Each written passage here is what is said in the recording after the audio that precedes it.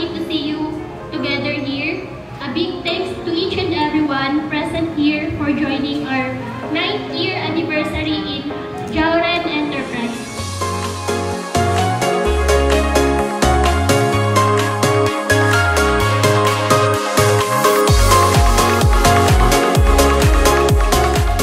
So I am very happy to see you all, no, na magkakasama-sama tayo sa ating 9th year anniversary. First of all, I would like to thank the Lord for giving us this blessing kasi without Him, wala talaga itong lahat.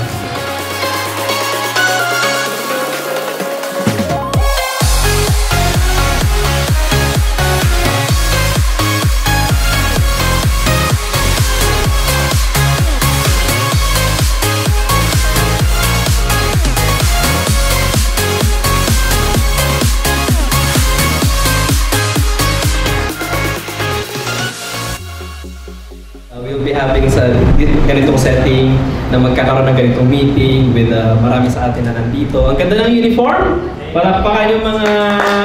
Ayan, ang gaganda yung lahat! The way for you to build your business is not to look at profitability. The way to look at it is how many people are you serving, how many people are you helping through the business.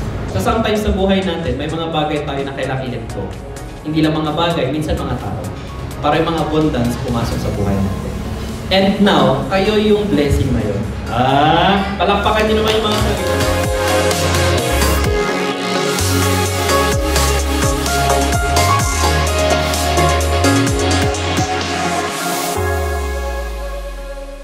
I'm happy and you are very lucky na kasama kayo sa Jauren.